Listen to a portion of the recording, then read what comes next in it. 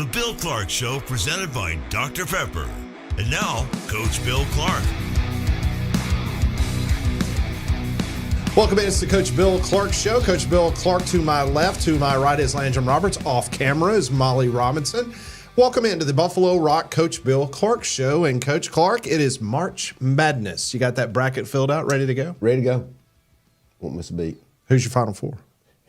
We'll save it to the end of the show. We'll save it to the end of the show. Okay, so I really do have to have that. Okay. How different was it when you retired from coaching, being able to fill out a bracket again? I know. Oh, was I supposed to stop while I was coaching? Oh, okay. Well, oh, you could not supposed to. I think you had statute of limitations. I don't know where that is right now. No, I never filled out a bracket. I think we went into this last time. Well, I'm the one that got in trouble. Didn't have a lot of time for that. I'm the one that got in trouble with Rick Neuheisel. Yeah, but you did. Trying to call him out on national. Yes, I did. But yeah. Other than that. Okay, so here's the thing. Landrum and I were talking about this earlier, and we said we got to talk to Coach Clark about this on his show. All right, so the tournament format, because you talk to any basketball coach and they say, this basketball is a tournament game. Yeah, Wimp Sanderson tells us on Fridays. Just the differences going into a tournament atmosphere as opposed to you guys in football, where you really can't lose multiple games and be in the hunt for a championship. Yeah, I love this conversation, and I alluded to a little bit of this last week. Go back, just my history. My dad was with Coach Sanderson. He loves to tell that story every time I see him. Dad went to play football, gets cut by Coach Bryant. Coach Sanderson grabs him. They don't have a manager. They don't have anybody. So there's Dad with them. Ends up helping coach the freshman team and goes back. Dad has a heart attack, goes home to Alexandria. But I grew up with a dad who was a football, basketball coach.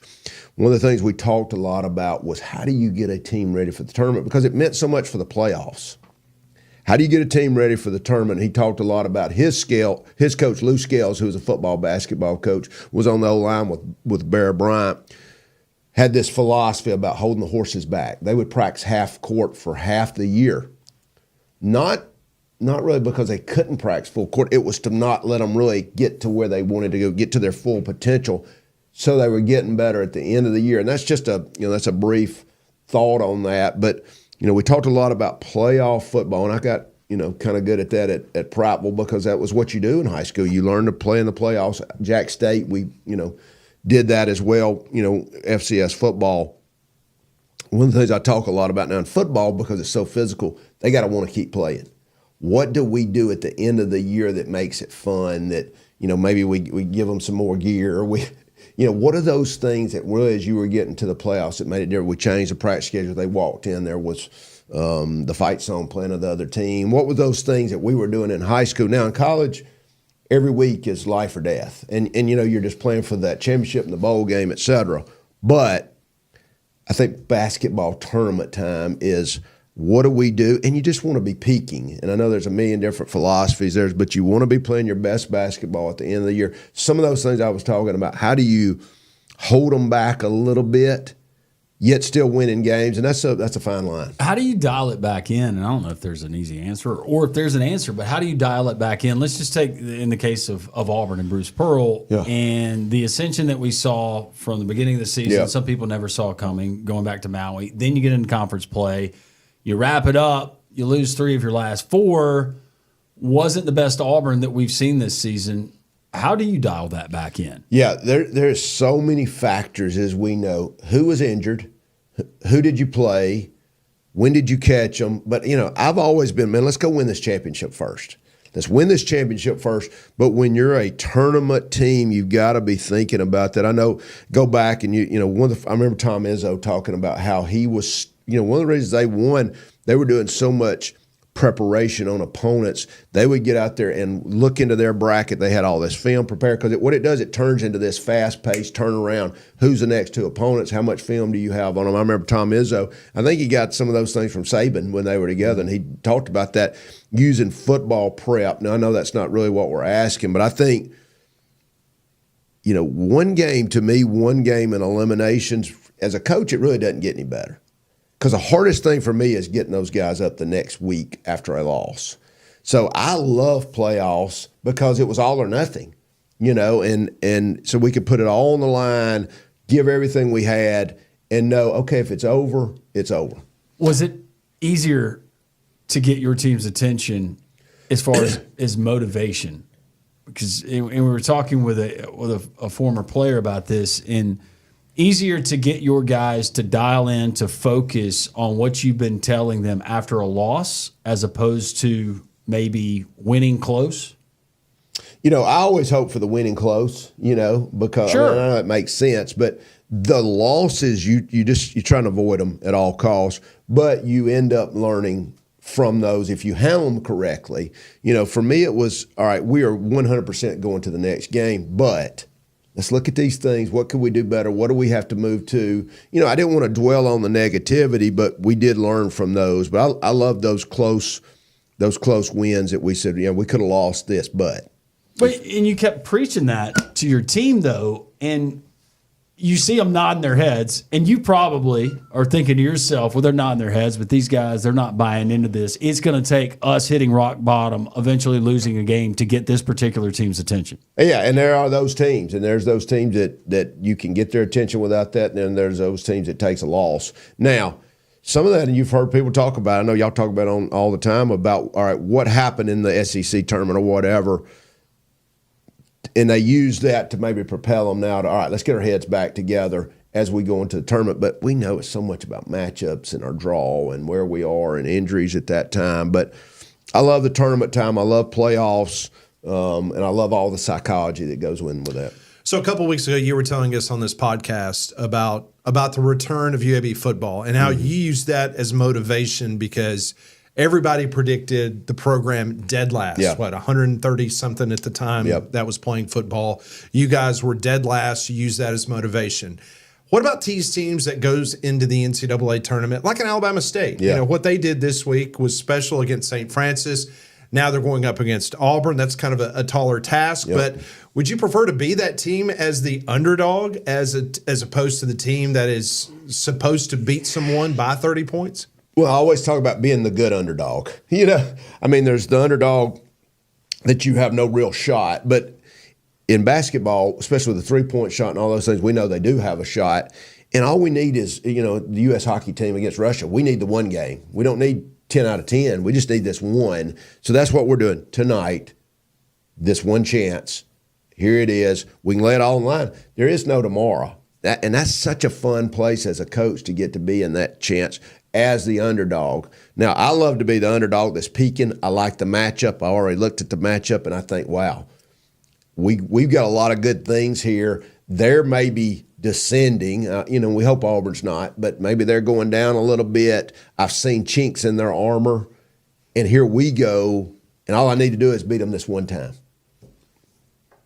And this might be tough for you to compare, but the two sports, obviously coaching at a high level and having a lot of success in college football and high school ranks. But do you think it's easier for a good basketball team to overcome an off night, per se, than it is a good football team to overcome an off night? I think against a good opponent. Yeah, I think it's the other way now. I really do. And I'm saying you're having an off night and they're having an on night with a 3-point shot. Right. I think they've got. I think in basketball is why you see more upsets than you do in football. Because it's just the difference to me between these elite football teams and the guys they're playing. When you start talking about the length of a game and the physicality and all those things versus basketball, where you got a 3-point shot that can even things up. And if you're off in their own, you got a chance. So I think there's a lot of difference to me where basketball, it's like skill guys in FCS and the smaller colleges. There's skill guys everywhere. So if you just said if it was a 7-on-7, if we said we took some FCS teams, some lower level non-power 4 teams, and we said we're going to go play 7-on-7 because there's skill around the country. Yeah. Maybe this guy was a little shorter, and they said, hey, we're going to get this 6'2" receiver versus the 5'9", but he's still good. That's what I think you see in basketball. It's more skill. Now you take Florida, and they've got multiple big guys. That may be a difference. But if you shoot the 3. You got 4, maybe 5 guys that can sit around and shoot the 3. I think you got a lot better chance to create an upset, especially if they're off, which we know can happen. So is it more challenging to you as a coach to be that team that was picked to win the CUSA as opposed to a team that was going to be middle of the road? Was it easier to get motivation from the kids by saying, hey, we are the underdogs, nobody appreciates us? Or, hey, they're predicting that we are the big dogs. Yeah. Now we got to go out and act like it all the time.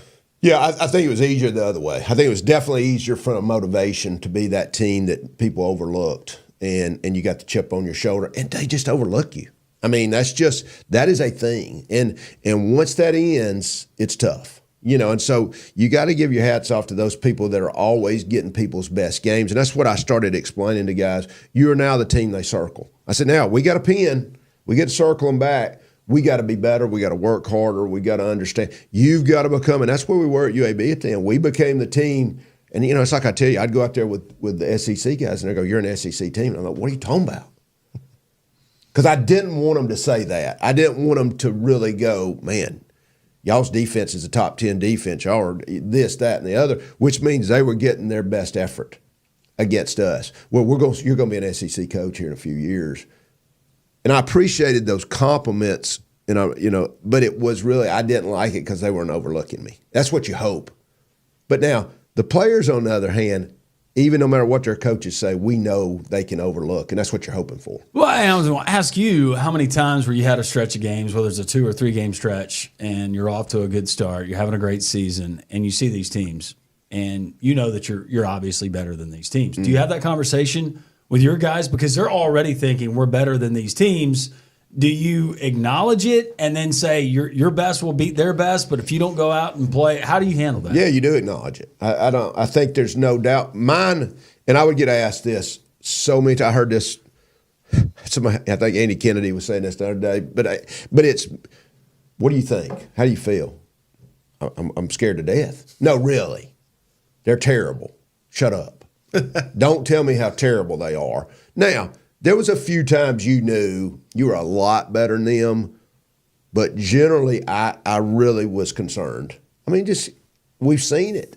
And then you go, okay, how did that upset happen? How did that happen? Because you as a coach let it creep into your psyche that they really weren't good enough. So you had to fight against it. I always believed it. I always believed these guys could do this. I could see us having an off night. I could see a ball getting tipped or whatever that is. So I think that's what you got to fight against as a coach. And the good ones, I would say that they really don't know, because you don't know what will happen that night. So staying on the basketball theme, and I want to get your thoughts on recruiting, because I will never forget, I was fortunate enough to have dinner with Steve Spurrier one night, and we were talking about recruiting. And he told me that one of his tenets of his recruiting at Florida was that, needless to say, he wanted to go after the biggest athletes, best, fastest athletes, sure. But he wanted his coaches to go out and recruit basketball players. Yeah. Because he said that overall, that was the best athlete that you could find. They were trained, they could jump, they had the length, they had the endurance. That was his philosophy. Your thoughts on that as a football coach? Did that kind of play into your psyche when you were going out to trying to recruit guys? Yeah, I think we love it. And I say this to all the youth coaches out there. We're all looking for multi-sport athletes. I mean, that's one of our tenets in Coach Safely is trying to get kids not to specialize. But I think if I could find a football player that was a basketball player from a skill, just like if I found a lineman who was wrestling. But a lot of times we would find that big guy who was playing basketball, and you're like, he's got feet. Look at his feet out there. He's had to move his feet. He's had to do these drills. He had, his wind and all those things that basketball brings. So yes, we love multi-sport, especially basketball, or even in the track where I could get a real time. It was a big thing for Art Briles. He'd always tell me, care what they look like on film, I want track time. I want track time. I want to know this guy really runs 10.6, and it's verified. Because you're going to get a guy where he ran 4.4. No, I can look at that track time and know it's verified at a meet, things like that. So yes, but love multi-sport athletes, but especially basketball. Let's just say Coach Bill Clark just gets named as head basketball coach at whatever school, university, college. I'm just thinking about your background. But today's game, what system are you running? Great question. I had that asked of me the other day. I'd want to go score. I would want to score because I think it lends itself to getting better players. I think they're going to want to play in the system. But we still play defense. So you don't have to give up on the defense to say we want to score. And people think, well, you have to choose one or the other. I don't think so. I mean, I just think we're on offense, we're wanting to score, we're wanting, but we still give a great effort and we still play defense and we still that. But yeah, I'd want to go. It's something, Pat, that never occurred to me before I asked the question. In his response, when he said, "I want to score," because that's going to attract better players and it's going to be flashier. Never even thought about that aspect of it. I honestly, Coach, I was thinking even with the shot clock not being what it used to be, you would be maybe a little bit more conservative, four corners, maybe go Hoosiers, pass it however many times before you take a shot. Yeah, that's a good question. If you looked at us at the end at Prattville, and that's what people don't, I would get you're a defensive coach. Yeah, it's a separate unit. And we can control the defense. If they don't score, they never beat us. But on offense, when we were at Prattville, we were lighting it up. But it was all things even. We had great offensive players at the end. We had great defensive players at the end. But defense and special teams were two things we could always control a lot with effort and technique. Now, at UAB, we found ways to score, but we also had could we get? And what did that fit? I always tell a story about Tyler Johnson. Had a hard time throwing the quick game, just had small hands, could throw a great vertical ball, And so we really run and play action. We could get good running backs.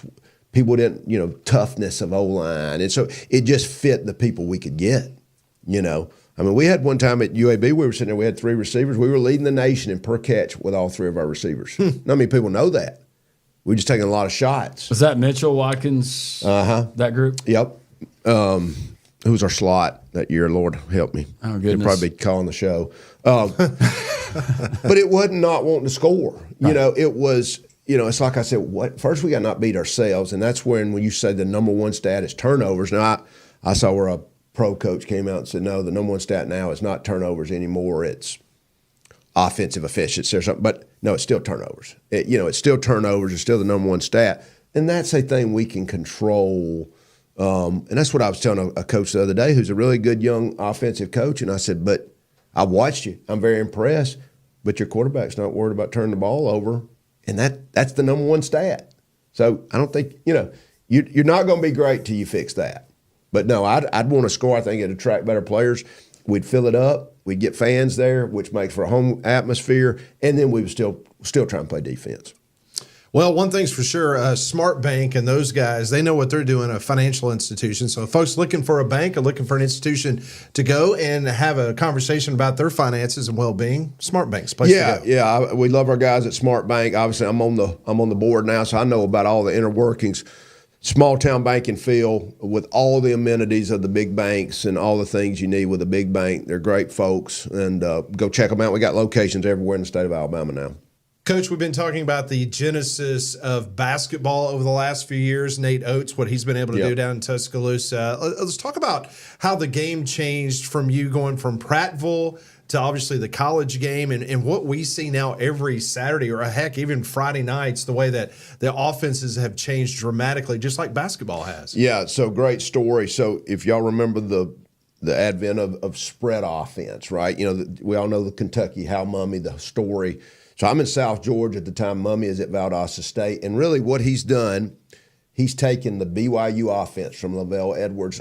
It's the same offense, but he's put it in the gun with very little running of the ball. Obviously, we can all think of Mike Leach now, but nobody was really doing that at the time. Now, I remember telling Brother Oliver that, and he said, I remember in 1969, Vanderbilt threw the ball 70 times or something. But the shotgun, of course, we can go back to Dallas Cowboys, the difference in what that did for protection for the quarterback.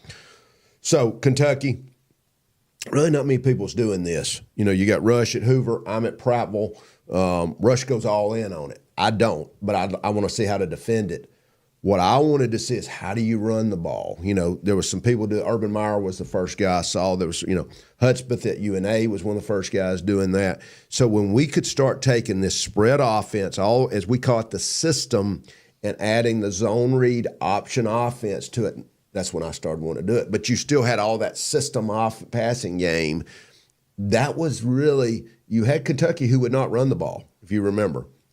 Here we are in high school, and we start creating all these variations. We got zone reads going. Now, there was a few college teams, but almost no college teams were doing this at the time. This went for a good number of years where we're running in high school, top specifically in Alabama, we're doing it, and it trickles up. And, you know, I've told that story so many times, but I'm sitting there with Bob Stoops. I said, all right, what if your best quarterback you play can run and throw the same? Well, we do what we do. I said, no, you wouldn't. You could not rush 4 guys and drop everybody else. He's going to take off.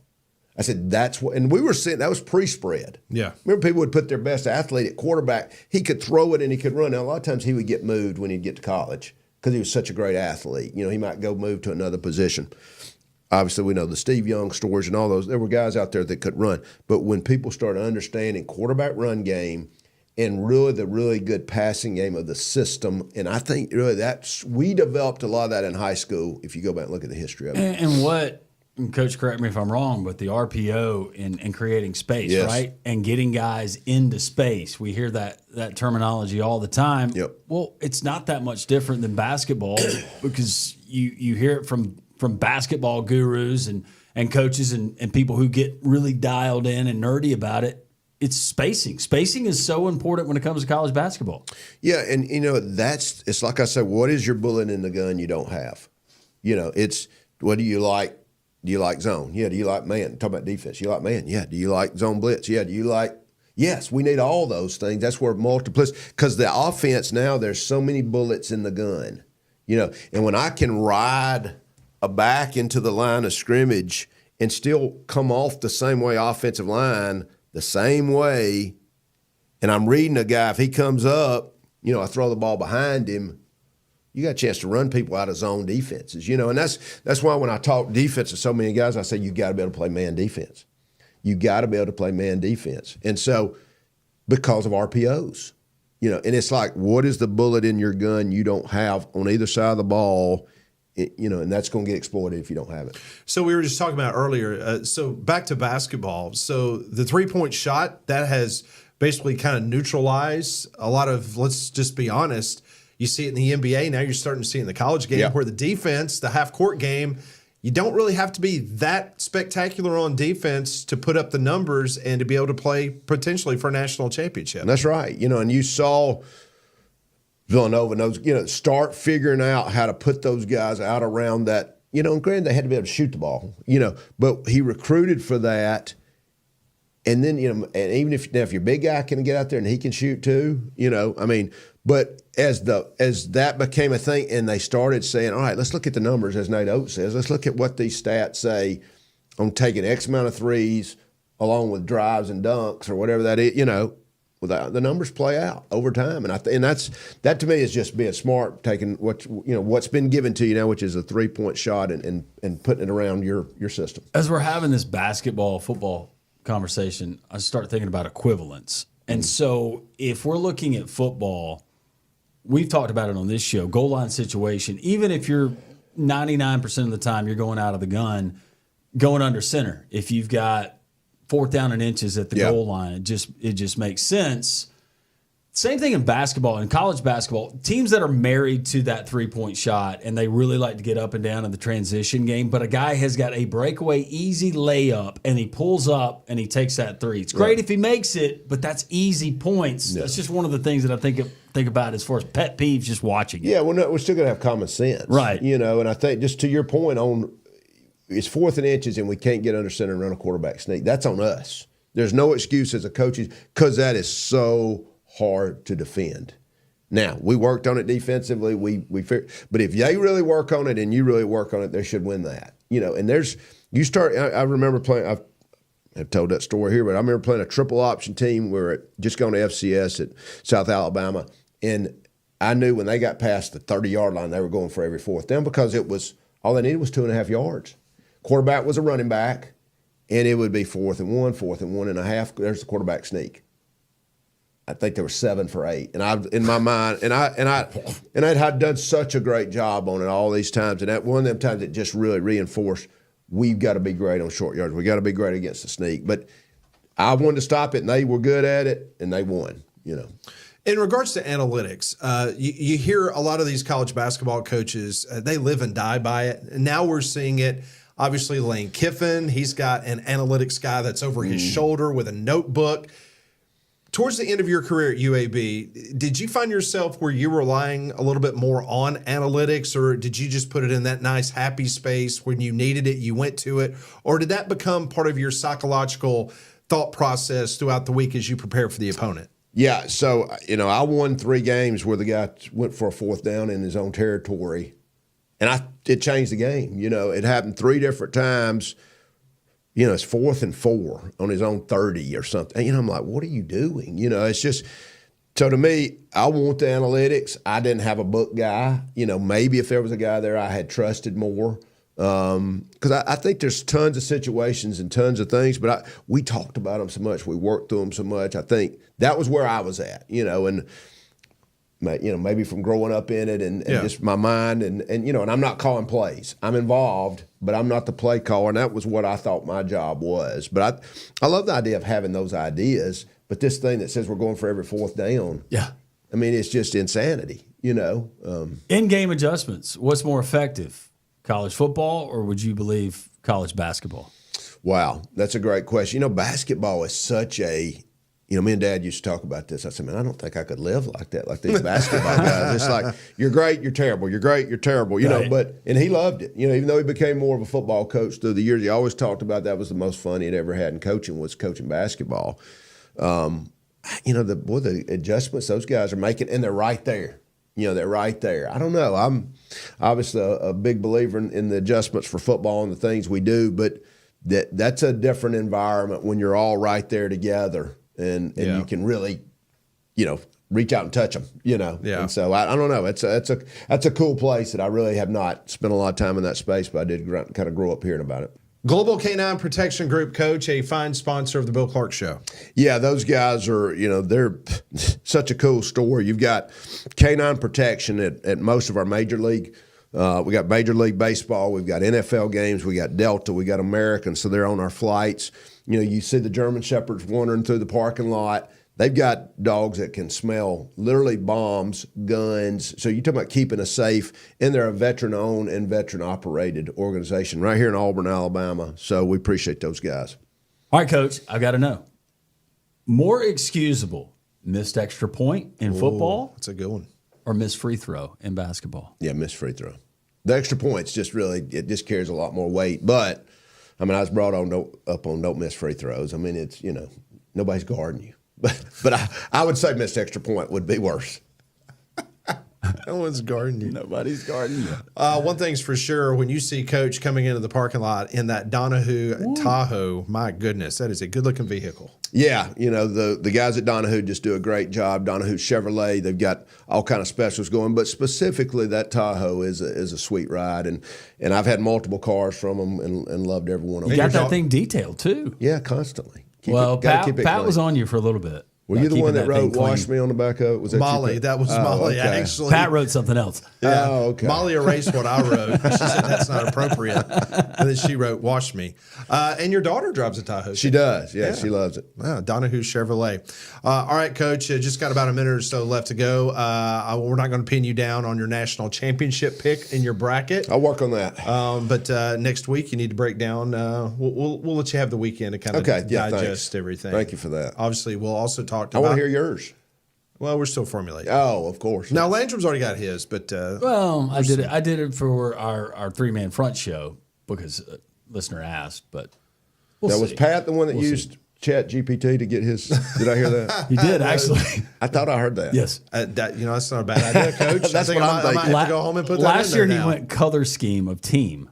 This year, No, Please that was don't tell me. mascots. I was going to say, That was don't tell me that. mascots. No, come on, Coach. I did. I know you better than that. Yes, I'm more of an analytic guy. That's I got too many numbers in my head I was right going to say now. that's not the Pat I know. Buffalo Rock. Yes. They sponsor the title sponsor of this program, Jimmy Lee and those guys at Dr. Pepper Buffalo Rock. Incredible job. Yeah, man, we appreciate those guys. They're so philanthropic, but involved in so many great things around our community, but obviously for our show and the length of the show being our title sponsor. Appreciate Buffalo Rock and Dr. Pepper. Another one in the books. We hope you enjoyed it as much as we enjoyed bringing it to you. Have a great weekend. We'll see you next week on the Coach Bill Clark Show, presented by Dr. Pepper.